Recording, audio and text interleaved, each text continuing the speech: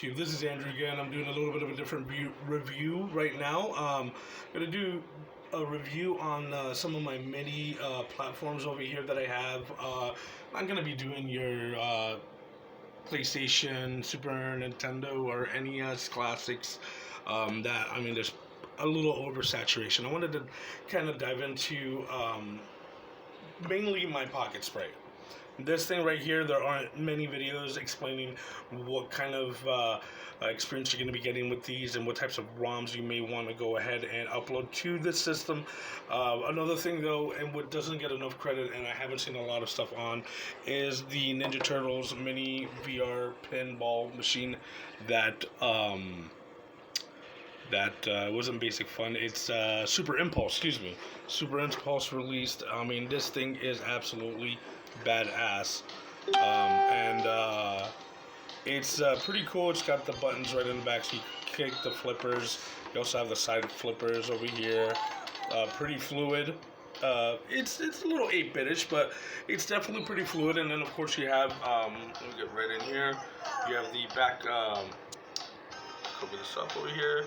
You have your background over here.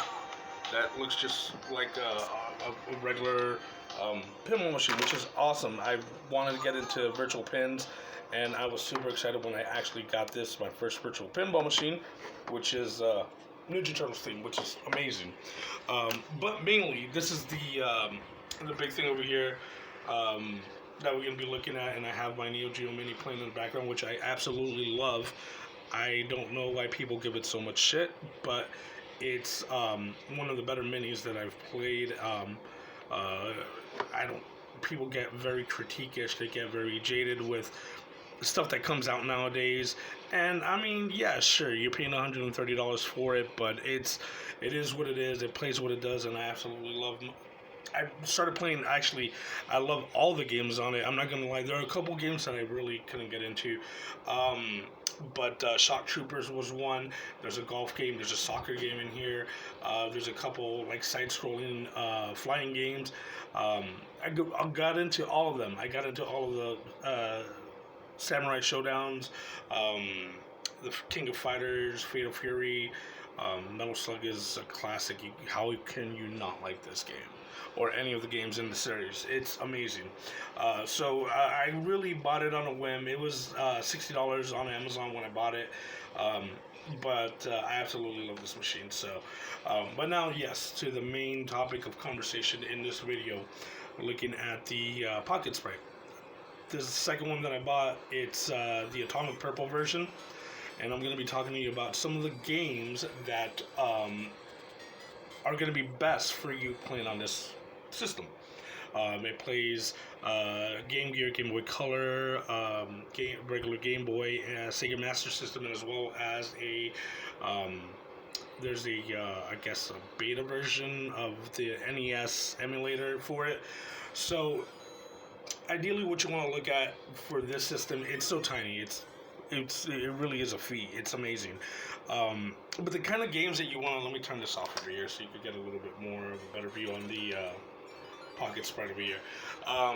You want to look at playing more so Game Boy Color and Game Gear games. And you want to look at games that don't have too much text in them. Like this one over here. Let me see if I could... see if I can turn the brightness down over here, because it's really bright. Get it so you can see what I'm talking about. See, can we zoom in? There we go. Good stuff.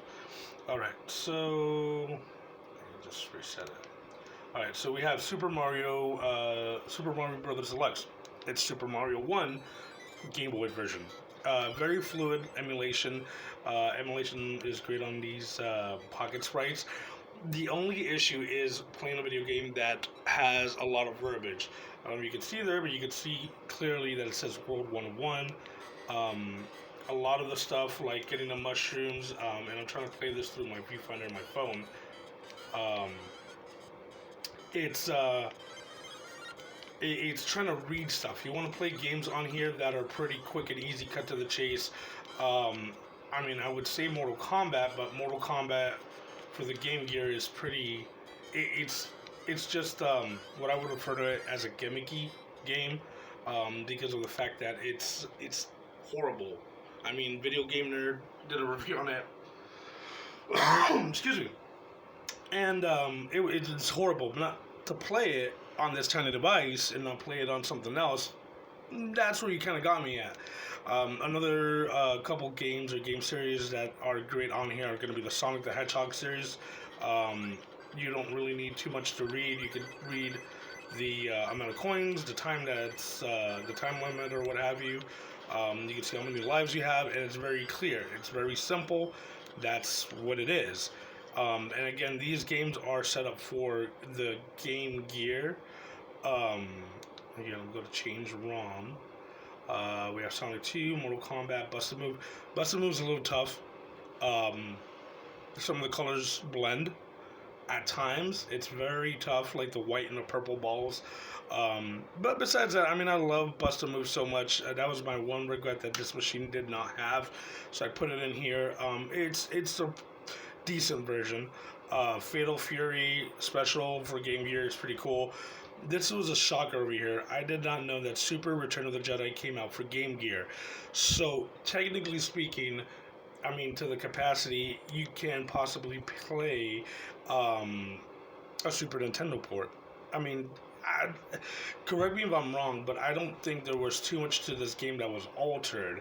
I mean, music sounds the same, character gameplay. I mean, yeah, it has 2 buttons versus 3. But the Game Gear only had 2. What am I talking about? That was the Sega Genesis. So, but it's pretty fluid. I mean, you could read here. Check this out.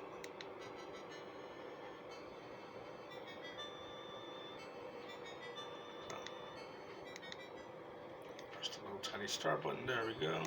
Let's start. Let's see if I could. Oh, there you go. So, okay, there we go. Can't see through the viewfinder, but let me see where I'm at. There you go. New game. I hit the wrong button again. I think it's there we go. Sorry about that. So I turned the brightness down so you could see it on the screen. But it's really dim on my end over here when I take it out of the viewfinder, and without the viewfinder I can't really read too much. But yeah, it kind of goes through the same stuff. And then as far as picking your hero, let me make sure. I want to get Luke. I mean, as far as fluidity goes with oh, let me get it back in focus. Hold on one second. What's going on now? There we go. So as far as I don't know if you can see that, but Luke chopping away with his lightsaber. I mean, it's pretty nice. You know, I don't know if there are any other games that were ported over to Game Gear that were on Super Nintendo, but this is a pretty good attempt. Pretty good version. Tried playing Killer Instinct. I tried playing Donkey Kong Country for the Game Boy, and it kind of glitches out a little bit. I don't know if that's the ROM that's having that issue. I haven't been able to find a nice clean ROM version, but I mean, for what it is, playing Donkey Kong Country, which is one of my favorite games, on this little thing is amazing. It really is. So it's pretty damn close. I've seen reviews of this game itself. I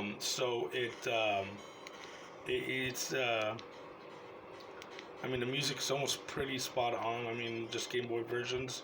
So another game that I had played for this was Dragon's Lair, which was a little tough, but it was pretty easy because I mean, you just had to know which way you had to go. But yeah, this regrettably this ROM, I mean, glitches out. I don't know if you can see, that's not the actual camera that's making them all fuzzy. They just glitch out like that. So It's good up until the actual gameplay. So if anybody knows out there, let me know. You can share. But as far, yeah, that's basically it. I mean, the new revised Pocketsprite definitely is a win in my book versus getting the Sega Game Gear Mini for right now versus price point. Um, it's I hope this kind of shows you what you can and can't play on here. A lot of people don't talk about that. Really don't mention it. They just mention how much it is and how cool it is or how expensive it is, but they really don't get down to the meat and potatoes of pretty much what it comes down to. You're going to be playing this. What do you need to play? Is it worth you buying it? I definitely seem to think so. Again, like I said, this is my second Pocketsprite.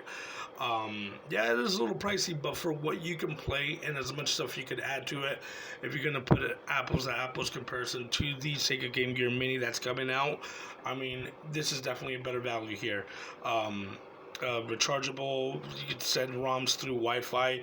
You could do it through your phone, which I didn't know at first, so that helps anybody out. I hope that you could learn from this video and not only know what type of games you're going to be adding and what you could play on here, but as well as accessibility with your cell phone, because I don't have a regular computer. I'm doing this off my regular phone, and that's how that goes. So it's really nice to be able to have a device that you could just add stuff to it just via Wi-Fi and connecting to it. So that definitely gets brownie points on this device over here over any other smaller emulator. So let me know what you think. If you guys like this little review that I have, it's kind of spur of the moment. I did want to make this for a while now. There is another device that's coming up on Kickstarter that's like a mini DS that plays, I'm not mistaken, PlayStation as well. It's a first foldable mini console, just like this one over here. I definitely want to look at getting that device as well. I do have a GoFundMe coming up over here because this is coming out of my pocket. Like I explained in the other video, even though I have not lost my job, it's a little bit tougher with a lot of stuff, cutting back on hours and stuff. So, again, always, please, keep in mind and have a little patience with me so I can get these devices to review them. I mean, they're all amazing. All the different things that I'm looking at for the future to review are amazing, just like these little devices, the knives that I reviewed, and a few other things that I have as a little secret down the road. I'm also going to be reviewing EDC kits, little EDC kits. Kind of one of those little hobbies of mine, how tiny can you make an EDC survival kit, tin can and stuff like that. So I have a few things down in the pipeline coming up this week that we're gonna go ahead and upload over here to the channel. So do me a favor, if you enjoyed the content today, subscribe, like the video, drop a comment. I'm looking at doing a giveaway. Don't know exactly. We're looking at sponsorships or anything like that. But again, we're definitely going to be doing a subscription giveaway when we hit 1,000 subscribers.